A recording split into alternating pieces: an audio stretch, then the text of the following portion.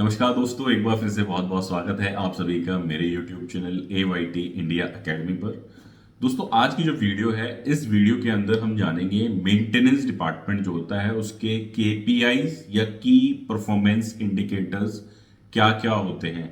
अगर मुझे maintenance department की आउटपुट अगर मेजर करनी है तो वो मैं किस चीज़ से कर पाऊंगा। भाई जैसे प्रोडक्शन वाले हैं, प्रोडक्शन की आउटपुट होती है कि वो कितनी ओई निकाल रहे हैं, कितनी एफिशिएंसी पे काम कर रहे हैं, कितना प्रोडक्शन बना रहे हैं, कितना प्लान वजीर एक्चुअल अचीव कर रहे हैं। ये सारी क्या हो गई, प्रोडक्शन के आउटपुट के पैरामीटर्स हो गए या मेट्रिसेस हो गई। ऐसे ही हर डिपार्टमेंट के पैरामीटर्स होते हैं। तो इसी सीरीज में हम और भी वीडियोस बनाएंगे। भाई क्वालिटी डिपार्टमेंट के क्या पैरामीटर्स हैं, प्रोडक्शन के क्या पैरामीटर्स हैं, HR के क्या पैरामीटर्स हैं। तो उसी सीरीज में हमने पहली वीडियो बनाई है मेंटेनेंस डिपार्टमेंट। तो इस वीडियो के अंदर हम जानेंगे कि डिफरेंट KPIs की परफॉर्मेंस इंडिकेटर्स मेंटेनेंस डिपार्टमेंट के क्या क्या हैं, जिनको अगर हम मेजर कर ले तो जो हमारी मेंटेनेंस टीम है उसकी एक्चुअल में आउटपुट या मेजरमेंट या एफिशिएंसी मेजर की जा सकती है। तो चलिए फिर ज्यादा वक्त ना गवाते हुए शुरू करते हैं वीडियो को। Let's start. दोस्तों, सबसे पहले जिन लोगों को मालूम नहीं है KPI है क्या, उनके लिए मैं यहाँ पर एक बेसिक सी डेफिनेशन देना चाहूंगा KPI की। KPI की जो फुल फॉर्म है वो होती है की परफॉर्मेंस इंडिकेटर्स। की परफॉर्मेंस इंडिकेटर्स यानी कि ऐसे इंडिकेटर्स, ऐसे पैरामीटर्स, ऐसे मैट्रिसेस, ऐसे रिजल्ट्स जिससे हमें ये पता चले कि कौन सा डिपार्टमेंट काम कर रहा है, नहीं कर रहा है, किस क्षमता के हिसाब से काम कर रहा है। वो सारी चीजें जो मेजर हम करते हैं किसी मैट्रिक्स के थ्रू, किसी नंबर के थ्रू। यहाँ पे क्लियर कर दूं, KPI का सीधा रिलेशन है, एक नंबर होगा KPI के अंदर। तो कुछ ऐसे नंबर्स, कुछ ऐसे पैरामीटर्स जिनको हम मेजर करके किसी भी डिपार्टमेंट की आउटपुट को मेजर कर सके या किसी इंडिविजुअल की आउटपुट को मेजर कर सके, उसको हम KPI बोलते हैं या की परफॉर्मेंस इंडिकेटर्स बोलते हैं। बेनिफिट क्या होता है KPI को मेजर करने से? एक्चुअल में हमें पता चल जाता है कि कौन सा पर्सन, कौन सा डिपार्टमेंट बढ़िया काम कर रहा है, कौन सा घटिया काम कर रहा है, कौन सा एवरेज काम कर रहा है। मकसद यहाँ पर ये नहीं है कि भैया जो घटिया काम कर रहा है उसको लात मार के भगा दो। मकसद ये है कि अगर कोई काम ठीक से नहीं कर पा रहा, कोई डिपार्टमेंट परफॉर्म नहीं कर पा रहा, तो उसकी मदद की जाए। भाई उसको एक्चुअल में दिक्कत है या वो जानबूझ के जो है काम नहीं कर रहा है, रिजल्ट नहीं दे रहा है। तो KPI से ये सबसे बड़ा बेनिफिट ये है कि हमें एक्चुअल में कौन परफॉर्म कर रहा है, एक्चुअल में कौन आउटकम दे रहा है, वो मेजर हो जाती है। अदरवाइज जो बाबूजी का चाहने वाला है या प्लांट हेड का चहीता बंदा है या डिपार्टमेंट है, उनके तो जो प्रमोशंस हैं बढ़िया बढ़िया होते हैं, और बाकी जो बेचारे गधों की तरह लगे पड़े हैं, काम कर रहे हैं, रिजल्ट भी दे रहे हैं, लेकिन उनकी कोई परफॉर्मेंस को मेजर नहीं कर रहा, वो अपना नॉर्मल इंक्रीमेंट 10%, 5% ले रहे हैं। जबकि होना क्या चाहिए, हर डिपार्टमेंट का जो KPI है, की परफॉर्मेंस इंडिकेटर जो है, वो मेजर होना चाहिए और उस डिपार्टमेंट की मेजरमेंट के हिसाब से हमें उनका जो अप्रेजल है, उनके इंसेंटिव्स हैं, उनके जो प्रमोशंस हैं, वो सारी चीज़ें करनी चाहिए। इसमें हम आपकी मदद भी कर सकते हैं बनाने में, लेकिन मैं यहाँ पे क्लियर कर दूं कि भैया हम मदद तो कर देंगे, लेकिन होता क्या है कि सिस्टम तो कुछ है नहीं किसी में। मान लो किसी ने फ़ोन किया जी हमें अपने KPI बनवाने हैं, बेसिक कोई काम कर नहीं रखा, लेकिन क्या वही बात है कि भाई जानकारी तो ये भी नहीं है साइकिल कैसे बनेगी, लेकिन बनाना सीधा हवाई जहाज है। तो उस चक्कर में क्या होता है, जिंदगी भर लागू ही नहीं हो पाते KPI। तो मैं सीधा सीधा बताता हूँ, स्टार्टिंग में सिर्फ आपको 5 से 7 KPI रखने हैं एक पर्सन या डिपार्टमेंट के। उन्हीं को आप एक साल मॉनिटर कर लो, क्योंकि बनाना बड़ा आसान है। मॉनिटरिंग जो है वो सबसे कठिन कार्य है किसी भी चीज के लिए। ऐसे ही कोई भी अगर हम ऑडिट है उसका सिस्टम हमने एक बार बना लिया, इंप्लीमेंट कर लिया, ISO ले लिया, 14001 ले लिया, IATF ले लिया, Z सर्टिफिकेशन ले लिया, वो हमने एक बार लागू तो कर लिए, लेकिन उसको जो सस्टेन करने में मेहनत लगती है वो सबसे ज्यादा लगती है। ऐसे ही KPIs या KRAs भी साथ में बनाना तो बड़ा आसान है।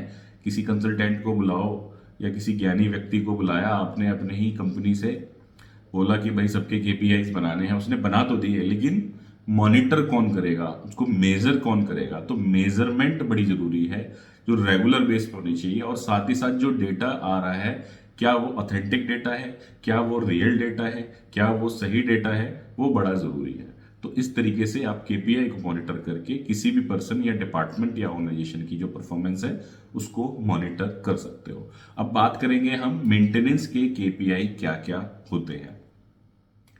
दोस्तों सबसे पहला जो केपीआई है और सबसे बेसिक जो केपीआई है मेंटेनेंस डिपार्टमेंट का, वो है हमारा मंथली ब्रेकडाउन आवर्स। अब ये मंथली ब्रेकडाउन आवर्स है, ये कैसे कैलकुलेट होगा? इसमें सबसे सिंपल तरीका यही है कि जितने भी ब्रेकडाउन्स हैं उनको हमने क्या करना है, रिकॉर्ड करना है। ठीक है, और उसकी क्या करनी है, एक समरी शीट बनानी है। ठीक, समरी शीट किस में बना सकते हो आप? गूगल शीट में बना सकते हो या एक्सेल में भी बना सकते हो। इसका मैं आपको सारी शीट्स भी दिखाऊंगा, डैशबोर्ड्स भी दिखाऊंगा, एक एक करके हम सारी चीजें डिटेल में भी जानेंगे। जो मैं यहाँ पर सिर्फ आपको थ्योरी पढ़ाने के लिए नहीं आया हूँ, जैसे कुछ लोग वीडियोस बनाते हैं सिर्फ थ्योरी थ्योरी पढ़ा दी, आपको कोई शीट नहीं दिखाई, कोई टेम्पलेट नहीं दिखाया, उसकी एक्सेल शीट नहीं दिखाई, कैलकुलेशन नहीं सिखाई, तो आप कैसे कैलकुलेट करोगे? तो हम यहाँ पर आपको पूरा जितने भी केपीआईज हैं उनकी एक्सेल शीट्स, उनके डैशबोर्ड्स, गूगल शीट्स, उनके गूगल फॉर्म्स, वो सारी चीज़ें भी, पूरा का पूरा सिस्टम भी यहाँ पर आपको हम दिखाएंगे। ये जो हम 10 जो केपीआईज हैं, 10 इंडिकेटर्स हैं जिनके बारे में हम बात कर रहे हैं। तो पहला है हमारा मंथली ब्रेकडाउन ट्रेंड, यानी कि हर महीने हमारी मशीनें कितनी घंटे बंद रही। ठीक है, दूसरा है हमारा नंबर ऑफ ब्रेकडाउन्स, कितनी बार किसी महीने में मेरे ब्रेकडाउन रहे। सपोज अगर ये मंथ का एक मैं ट्रेंड चार्ट बनाऊं, ये जैन, फेब, मार्च, अप्रैल, सपोज यहाँ पे 4 बार ब्रेकडाउन हुआ, यहाँ 5 बार हुआ, यहाँ 3 बार हुआ, यहाँ 2 बार हुआ, तो इनका जो समय है वो उठ के यहाँ आएगा ब्रेकडाउन आवर्स में, कि कोई 1 घंटे का ब्रेकडाउन रहा, कोई 2 घंटे का, कोई 10 घंटे का, कोई 5 घंटे का, वो जुड़ के हमारा कहाँ चला गया, ब्रेकडाउन आवर्स के अंदर। और कितनी बार रिपीट हो रहा है ब्रेकडाउन, वो हो गया हमारा नंबर ऑफ ब्रेकडाउन। इसके बाद जो तीसरा इंडिकेटर है वो हमारा क्या है, MTTR, यानी कि मीन टाइम टू रिपेयर। ठीक है, और अगला क्या है, मीन टाइम बिटवीन फेलियर, यानी कि MTBF। एक हो गया MTTR और एक हो गया MTBF। Mean time to repair का मतलब हुआ कि ऑन एन एवरेज अगर हम मीन निकालें तो एक ब्रेकडाउन को ठीक करने में हम कितना समय लेते हैं। ठीक है, और मीन टाइम बिटवीन फेलियर क्या हो गया, कि हर कितने घंटे के बाद कोई ब्रेकडाउन रिपीट हो जाता है। ठीक है, तो हमने ये 4 इंडिकेटर्स जान लिए। अब इसका एक एग्जांपल देखते हैं, इसकी एक कैलकुलेशन देखते हैं कि कैसे हम कैलकुलेट कर सकते हैं। तो सबसे पहले हम MTBF देखते हैं। MTBF आपको मैंने बताया कि भैया क्या है, ये मीन टाइम बिटवीन फेलियर, यानी कि हर कितनी देर के बाद ब्रेकडाउन रिपीट हो रहा है। तो इसका फॉर्मूला क्या है, सिंपल सा फॉर्मूला है इसका, कि एक ब्रेकडाउन मेरा कोई आया मान लीजिए, और दूसरा फिर कोई ब्रेकडाउन मेरा रिपीट होता है, तो उसके दौरान जितना मेरे को टाइम लग रहा है वो हो गया मेरा MTBF। फॉर्मूला क्या है इसका, ऑपरेटिंग टाइम या अप टाइम, अगर हम इसको बोलें up time divided by number of failures या ब्रेकडाउन्स। अप टाइम कैसे निकालोगे आप, कि जो आपका अवेलेबल टाइम है, ठीक है, माइनस में हम क्या कर देंगे, ब्रेकडाउन टाइम, कि जो हमारे पास अवेलेबल टाइम है। सपोज 1 घंटे की शिफ्ट में मेरे पास 10 घंटे हैं, उसमें से 1 घंटे मेरी मशीन बंद रही, तो मेरा ऑपरेटिंग टाइम कितना रहा, 9 घंटे। और उस दौरान अगर मेरा एक ब्रेकडाउन हुआ तो मेरा MTBF क्या निकलेगा, 9/1। ठीक है, अब जानते हैं MTTR, यानी कि मीन टाइम टू रिपेयर। इस पे मैं डिटेल वीडियो ऑलरेडी बनाई हुई है MTTR MTBF के ऊपर। उस कॉन्सेप्ट को आपको समझना है तो वहां जाकर के और डिटेल में चीजें समझ सकते हो आप। मीन टाइम टू रिपेयर का मतलब क्या हुआ, कि ऑन एन एवरेज एक ब्रेकडाउन को ठीक करने में हमारा कितना समय लग रहा है। MTBF जो है उसका टारगेट हमारा क्या होना चाहिए, उसका टारगेट होना चाहिए मेरा अप जाने का, कि जितने देर के बाद ब्रेकडाउन होगा उतना बेहतर है ना, तो इसलिए इसका टारगेट क्या होता है, हमेशा अपवर्ड्स ज्यादा होना चाहिए। और जो MTTR है इसका क्या है, कि भैया कितनी जल्दी मैं मशीन को ठीक कर दे रहा हूं, यानी कि फॉर्मूला क्या हुआ इसका, total down time divided by number of failures या ब्रेकडाउन्स। तो हमारा जो अभी हमने पीछे एग्जांपल लिया था उसमें टोटल डाउन टाइम कितना था, 1 घंटे। नंबर ऑफ फेलियर कितना हुआ? 1। तो कितना मीन टाइम टू रिपेयर निकल के आया? 1 आवर। यानी कि हर 1 घंटे में मैं ठीक कर देता हूँ। लेकिन हम जो MTTR है और MTBF है, जर्नली इसको मंथली बेसिस पे कैलकुलेट करते हैं। ठीक है, इसको आप मंथ वाइज भी निकाल सकते हो, इसको आप मशीन वाइज भी निकाल सकते हो, भाई किस मशीन में कितना आ रहा है। इसको आप डिपार्टमेंट वाइज भी निकाल सकते हो कि भैया किस डिपार्टमेंट में मेरा ज़्यादा MTTR आ रहा है या ज़्यादा MTBF आ रहा है। कैलकुलेशन मैंने आपको समझा दी। ठीक है, अब हम देखेंगे इसका एक एग्जाम्पल। सपोज मेरी एक प्रोडक्शन यूनिट चलती है जिसमें 10 घंटे की शिफ्ट है। ठीक है, अब कुछ लोग इसमें भी ज्ञान पेल देते हैं जी 10 घंटे की शिफ्ट नहीं होती सर, 8 घंटे की होती है। एग्जाम्पल के लिए समझाया है, 8 घंटे की शिफ्ट होती है। तो 10 घंटे की शिफ्ट ली मैंने। ठीक है, उसमें मेरे 2 ब्रेक डाउन हुए। 2 ब्रेक डाउन कितने? 1 घंटे के हुए, 30 मिनट के 2 हुए। ठीक है, अब वो कितने से कितने हुए वो हमने, मान लो हमारी जो ब्रेकडाउन रजिस्टर है उसके अंदर रिकॉर्ड है, हमने यहाँ पे निकाल रहे हैं, हम 1 दिन का निकाल रहे हैं। इसी तरीके से हमें निकालना है तो वो मंथली निकलेगा। इसी तरीके से अगर हमें ईयरली निकालना है वो भी ऐसे निकलेगा। फॉर्मूला बिल्कुल एकदम सेम रहेगा। ठीक है, तो सबसे पहले हमने अप टाइम निकाला। अप टाइम के लिए मैंने क्या फॉर्मूला बताया था आपको कि जो हमारे पास अवेलेबल टाइम है उसमें से हमारा ब्रेकडाउन टाइम घटा देंगे। अवेलेबल टाइम कितना है? 10 घंटे। उसमें से हमने डाउन टाइम घटा दिया तो कितना बचा? 9 घंटे। नंबर ऑफ ब्रेकडाउन कितने हुए हमारे? 2। ठीक है, अब निकालते हैं MTTR और MTBF। फॉर्मूला क्या बताया था MTBF का? Up time divided by number of failures. Up time कितना है अपना? 9 घंटे। नंबर ऑफ फेलियर कितने हुए? 2। तो MTBF कितना हुआ? 4.5। यानी कि हर 4.5 घंटे बाद मेरी मशीन ब्रेक डाउन हो गई। ठीक है, और MTR का क्या हुआ कि भैया टोटल 1 घंटे का ब्रेक डाउन हुआ और टोटल ब्रेक डाउन कितने हुए?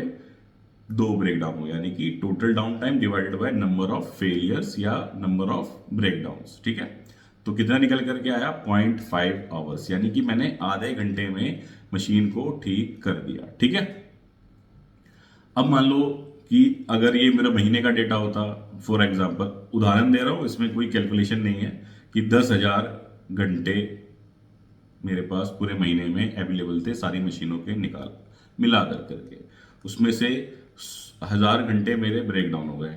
ठीक है, तो कितने बचा मेरा अप टाइम? अप टाइम बचा मेरा 9,000। ठीक है, और टोटल जो ब्रेक डाउन हुए वो मान लो 90 ब्रेक डाउन हुए। ठीक, तो 90 से हम इसको जब डिवाइड करेंगे तो क्या निकल के आएगा? 100। कितना निकल के आएगा? 100। कि हर 100 घंटे बाद क्या हुआ? मेरी मशीन ब्रेक डाउन हो गई। और इसी तरह से मैंने पूरे महीने का MTTR निकालना है तो क्या होगा? 1000 जो टोटल डाउन टाइम है डिवाइडेड बाय 90 से कर दूंगा, तो मेरा जितना इसको डिवाइड करने के बाद आएगा वो मेरा क्या हो जाएगा? Mean time to repair. इसी तरीके से साल का निकालना है, साल का निकल जाएगा। किसी डिपार्टमेंट का निकालना है, उस डिपार्टमेंट की ऐसी समरी बनाकर निकाल लेंगे। किसी सेक्शन का निकालना है, ऐसे निकाल लेंगे। कोई स्पेसिफिक टाइप की मशीन का निकालना है, इसी तरीके से कैलकुलेट होगा। ठीक है, अब हम चलते हैं अपने अगले जो इंडिकेटर्स है उस पर जाने से पहले आप लोगों को एक जानकारी देनी है। हमारा जो YouTube है, YouTube के ऊपर हमारा मेंबरशिप प्रोग्राम आ गया है। अगर हमारा आप YouTube चैनल खोलोगे तो उसमें आपको यहाँ पर ज्वाइन बटन दिखाई देगा। इस ज्वाइन बटन पे आप जब जाते हो तो आप यहाँ पे जब क्लिक करेंगे तो आपकी कुछ पेमेंट के लिए आपसे पूछेगा। अगर वो आप सब्सक्रिप्शन लेते हो तो आपके पास बहुत सारी ऐसी वीडियोस जो हमने इसमें फ्री कंटेंट के अंदर नहीं डाली हैं वो आपकी खुल जाएंगी और आप हमारे एक मेंबर बन जाओगे। ठीक है, इसके अलावा हमारा YouTube के ऊपर एक चैनल है AYT इंडिया अकेडमी, उसको भी आप सब्सक्राइब कर सकते हो। लिंक मैंने डिस्क्रिप्शन में डाल दिया है। वहाँ पर हम कंप्यूटर एजुकेशन जैसे कि एक्सेल, गूगल शीट, ये सारी चीज़ें सिखाते हैं। और हमारा जो AYT इंडिया अकेडमी ऐप है प्ले स्टोर के ऊपर अवेलेबल है। आप सर्च करेंगे प्ले स्टोर पे AYT इंडिया अकेडमी तो इस तरीके से आपको ऐप मिलेगा। आप उसको डाउनलोड करके इंस्टॉल करके वहाँ से जो हमारे डिफरेंट कोर्सेज हैं वो आप पा सकते हो। और साथ ही साथ आप लोगों को एक जानकारी और देनी है, जो हमारे कोर्स यहाँ से लेंगे इस ऐप के थ्रू, ठीक है, उसके लिए हमने डिफरेंट जो आपको स्क्रीन पे दिखाई दे रहे हैं लेफ्ट साइड में डिफरेंट ग्रुप्स बना दिए हैं हमने। मेंटेनेंस का, प्रोडक्शन का, HR का, क्वालिटी का, उसमें क्या है हमारे पास कुछ वैकेंसीज आती रहती है। मैं इतने सारे क्लाइंट्स के पास जाता हूँ, वहाँ से वो डिमांड करते रहते हैं, सर हमें प्रोडक्शन का बंदा दे दो, हमें क्वालिटी का बंदा दे दो। तो मैं उसमें क्या करता हूँ, टाइम टू टाइम जो है वैकेंसीज वगैरह और भी इंफॉर्मेशन डालता रहता हूँ। लेकिन उसमें एक्सेस उन्हीं को मिलेगा जो हमारे जो एवाईटी इंडिया एकेडमी ऐप के थ्रू कोर्स बाय करेंगे। ठीक है, इसके अलावा जो उसमें कोई जॉब हम डालते हैं, कोई प्लेसमेंट की जो सर्विस है, उसका कोई अलग से कोई चार्ज नहीं है, वो फ्री ऑफ कॉस्ट है। सिर्फ आपको क्या करना है, हमारा जो एवाईटी इंडिया एकेडमी ऐप है उससे जो भी जिससे रिलेटेड आप कोर्स लोगे, अगर मेंटेनेंस से रिलेटेड लोगे तो आपको मेंटेनेंस के ग्रुप में ऐड कर दिया जाएगा, प्रोडक्शन से रिलेटेड लोगे तो आपको प्रोडक्शन के ग्रुप में भी ऐड कर दिया जाएगा। दोस्तों अब चलते हैं वीडियो की तरफ आगे। तो हमने अभी तक 4 जो हमारे इंडिकेटर्स हैं वो जान लिए। 4 इंडिकेटर्स क्या थे हमारे, मंथली ब्रेकडाउन कितना हो रहा है, नंबर ऑफ ब्रेकडाउन कितने हैं, एमटीटीआर और एमटीबीएफ। अब रह गए 6 इंडिकेटर्स, उनको जानते हैं और उसके बाद हम जो शीट है और जो डैशबोर्ड है उसको देखेंगे। दोस्तों छठा इंडिकेटर है हमारा प्रिवेंटिव प्लान वर्सेस एक्चुअल। 7वां इंडिकेटर है हमारा इक्विपमेंट अप टाइम्स। 8वां इंडिकेटर है हमारा 5वां है हमारा प्रिवेंटिव प्लान वर्सेस एक्चुअल। छठा indicator equipment up time, then monthly maintenance cost, then energy cost, diesel gas consumption and cost, और लास्ट में है हमारा पावर फैक्टर। तो ये टोटल 10 इंडिकेटर्स हैं। अब एक एक करके इनको डिटेल में भी जानेंगे। तो सबसे पहले हमने जाना क्या, preventive maintenance compliance. Preventive maintenance compliance का मतलब क्या है कि हमने, मान लो अगर मैं किसी स्पेसिफिक मंथ की बात करूं, अगर ये सितंबर 2024 मंथ है या अगस्त ले लिया मैंने, ये भाई अगस्त महीने की अगर मैं बात कर लूं, तो उसमें हमने मान लो 10 मशीनें प्लान करी थी। ठीक है, कितनी मशीनें प्लान करी थी, 10। और एक्चुअल में मंथ के एंड में 10 हुई, 8 हुई, 9 हुई।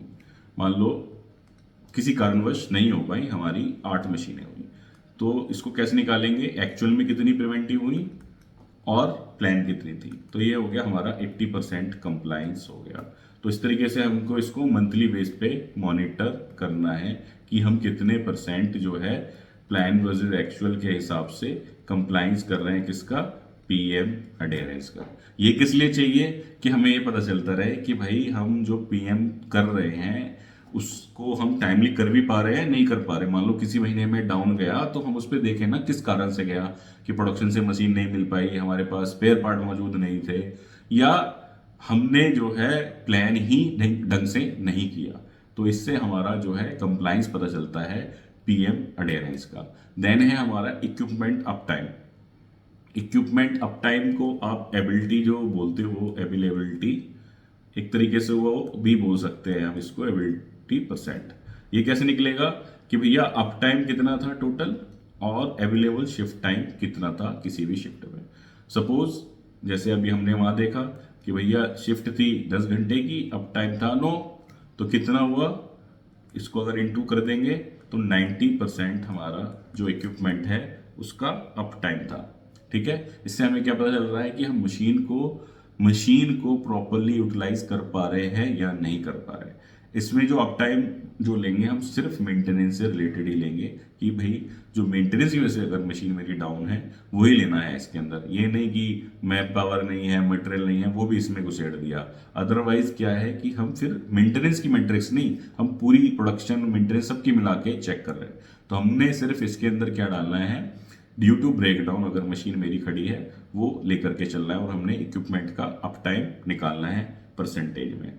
ठीक है, और उसको भी हमने मंथली मॉनिटर करना है, ग्राफ बनाने उसके भी कि भाई मेरा अप टाइम क्या चल रहा है, किसी महीने में घट तो नहीं रहा, बढ़ तो नहीं रहा। इसको हम किस में लेकर के जाएंगे, केपीआई डैशबोर्ड में, और एमआरएम के अंदर हम ले जा करके इसको रिव्यू करेंगे। कौन रिव्यू करेगा इसको, टॉप मैनेजमेंट रिव्यू करेगी या प्लांट हेड जो है वो रिव्यू। देन आ गया हमारा मंथली मेंटेनेंस कॉस्ट। ये सबसे क्रिटिकल इंडिकेटर है कि जो हम मेंटेनेंस कर रहे हैं उस पे भैया हमारा खर्चा कितना हो रहा है। उस सारे के सारे हेड का हमें हिसाब रखना है। कुछ हेड्स मैंने यहाँ डालने की कोशिश करी है।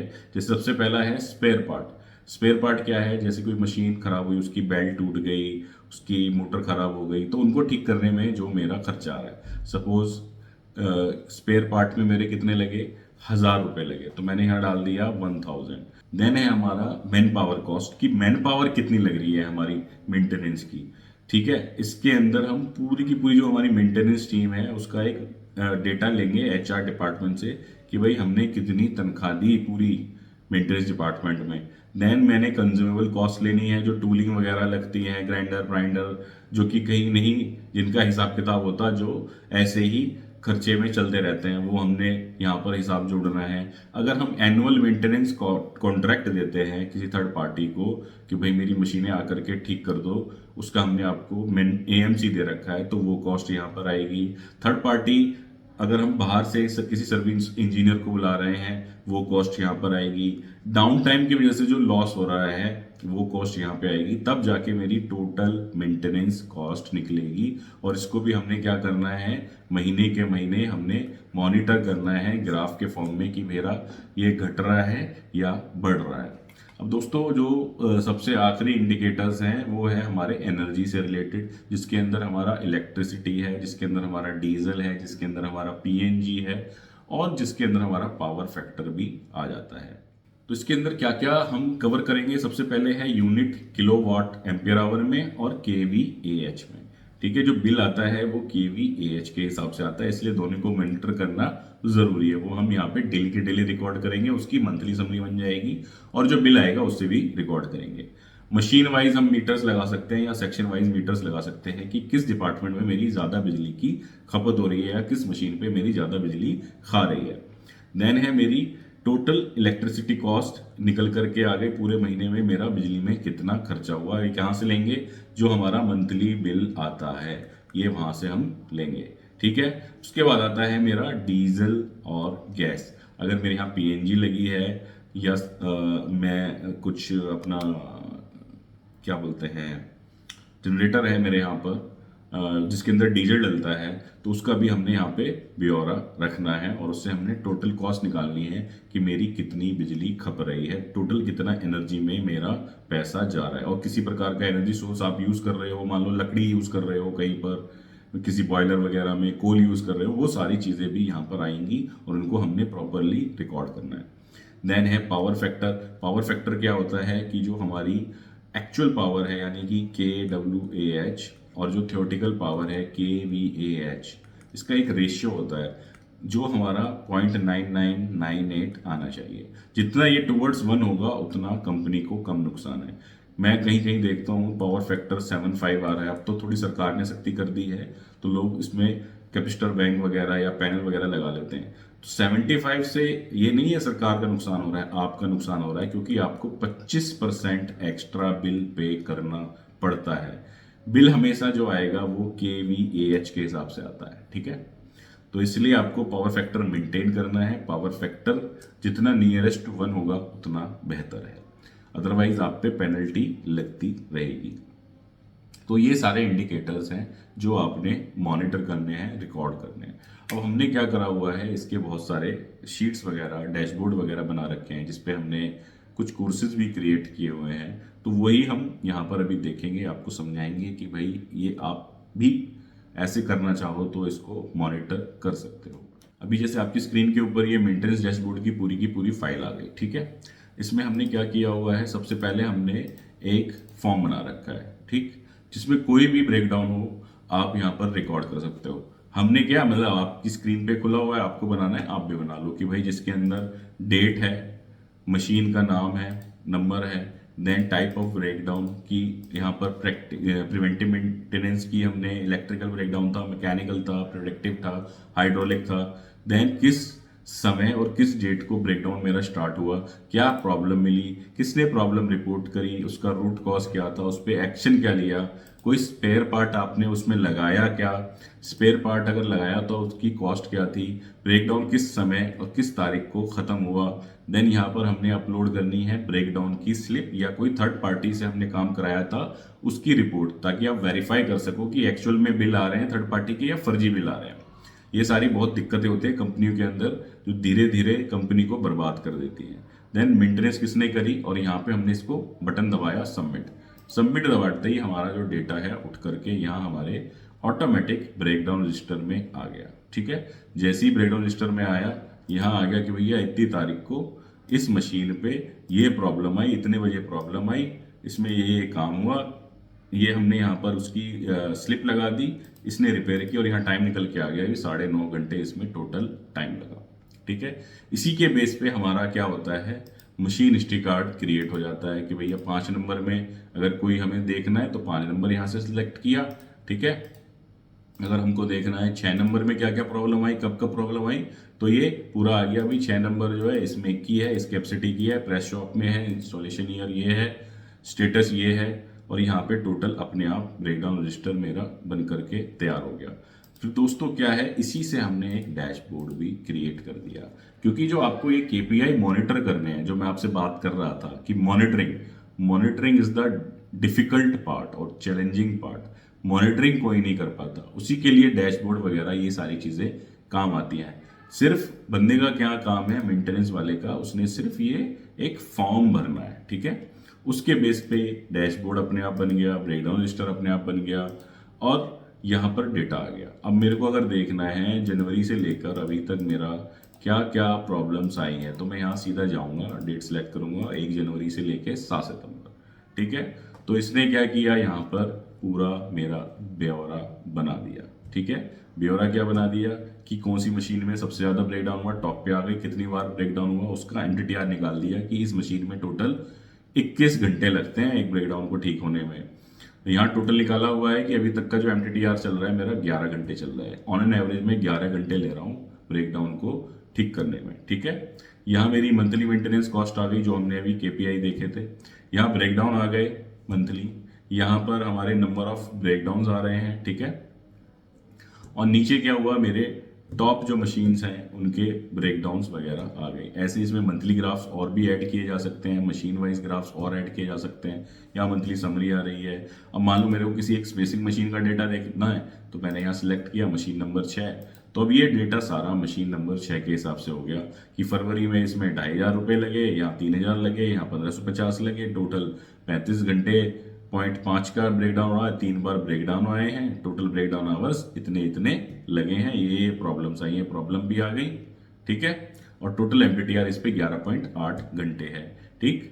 ऐसे ही अगर मेरे को देखना हो कि भैया किस तरीके के ब्रेकडाउन में ज़्यादा आ रहे हैं, तो यहाँ पे सर्कल आपको बना हुआ दिख रहा है कि भैया जो सबसे बड़ा सर्कल है वो है मेरा इलेक्ट्रिकल। इस पर क्लिक करोगे इलेक्ट्रिकल पे, तो यहाँ दिखा देगा कि 3 मशीनें हैं जिनमें इलेक्ट्रिकल ब्रेकडाउन आए हैं, टोटल 5 ब्रेकडाउन आए हैं, एमटीटीआर 15.1 है, टोटल ब्रेकडाउन आवर 75.7 है।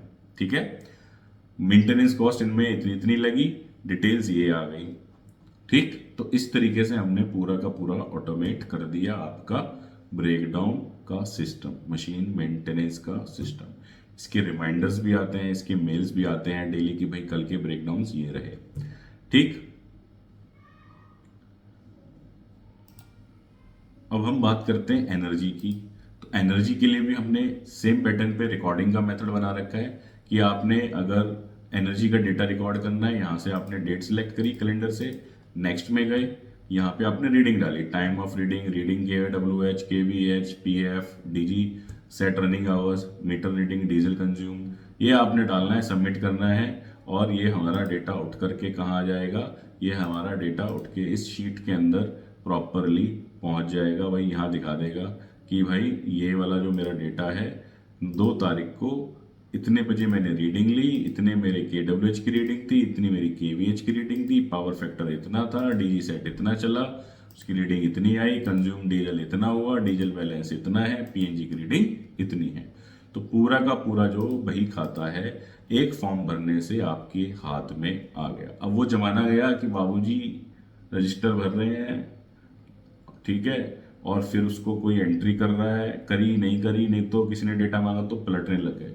अब लाइव ऑनलाइन का ज़माना है, फॉर्म भरो, गूगल फॉर्म भरो, शीट के अंदर एंट्री करो और डेटा लेते रहो। अदरवाइज क्या है, आप परेशान ही रहोगे, ऑडिटों में फर्जी काम करोगे, ऑडिटों में आपके पास डेटा ही नहीं होगा, अपने लिए भी डेटा नहीं होगा एनालाइज करने के लिए, भाई किस दिन मेरी बिजली ज़्यादा लग गई, कौन सी मेरी मशीन ज़्यादा बिजली खा रही है, कहाँ मेरा जो बिजली का खर्चा ज़्यादा हो रहा है, वो सारी चीज़ें आप मॉनिटर नहीं कर पाओगे, आप मैनुअली रिकॉर्ड करते रहोगे। ठीक है। तो इसमें हमारे 5-7 इंडिकेटर्स कवर हो गए। अब मैं आपको दिखाता हूँ एक और केपीआई शीट जिसके अंदर हम इलेक्ट्रिसिटी मंथली रिकॉर्ड कर रहे हैं। तो जैसे आपके यहाँ दिख रहा है इलेक्ट्रिसिटी कंजम्पशन मंथली आ रहा है KWH में, KVH में, मंथ वाइज क्या टारगेट है, कितना एक्चुअल में बिजली लग रही है मेरी, ठीक है। Electricity with respect to cell कितनी लग रही है, सोलर एनर्जी कितनी जनरेट हो रही है, ठीक है, यूनिट कितनी जनरेट हो रही है, पीएनजी मेरी कितनी लग रही है, विद रिस्पेक्ट टू मेरी पीएनजी कितनी लग रही है। और जो हमने स्टार्टिंग में देखा कि भैया प्रिवेंटिव प्लान वर्सेस एक्चुअल कितना चल रहा है, 100% चल रहा है इस महीने, इसमें इतना गया, मीन टाइम बिटवीन फेलियर इतना रहा, एमटीटीआर इतना रहा, मेरा नंबर ऑफ ब्रेकडाउन इतने रहे, और टोटल ब्रेकडाउन आवर्स मेरे इतने रहे। तो इस तरीके से आप जो है केपीआईज को मॉनिटर कर सकते हो, मेजर कर सकते हो, और उससे आप डेटा को एनालाइज कर सकते हो। दोस्तों, अगर डेटा आपके पास आज की डेट में सॉफ्ट के अंदर नहीं है, चाहे वो एक्सेल हो या गूगल शीट हो या कोई सॉफ्टवेयर हो, तो उस डेटा का होना ना होना एकदम बेकार है। वो कागज काले करना ही है, क्योंकि अब किसी के पास इतना समय नहीं है, ना इतना दिमाग है कि पन्ने पलटते रहे। इसलिए ज़माना आ चुका है कि आप लाइव रिकॉर्ड करो और डेटा को पंच कर दो। कंप्यूटर की अगर आप ब्रेकअप करो तो उसमें शब्द निकलता है कंप्यूट, यानी कि उसको करने का, कंप्यूट करने का जो काम है वो कंप्यूटर का है, बंदे का नहीं है। आपने एक बार सिस्टम बना दिया, आपने एक बार छोटा मोटा सॉफ्टवेयर डेवलप कर लिया या डैशबोर्ड इस तरीके से डेवलप कर दिए, बस आपका काम है डेटा डालना। दिमाग जो कैलकुलेशन में हम टाइम वेस्ट करते हैं, मान लो साहब ने बोला यार मेरे को टॉप ब्रेकडाउन निकाल के दो किस मशीन पे है, बाबूजी अभी निकालता हूँ। 2 दिन तक वो डेटा चढ़ाता रहेगा, फिर उल्टे सीधे दिमाग लगाएगा, अपने डेटा निकाल करके उल्टा सीधा ले जाके साहब के सामने रख देगा।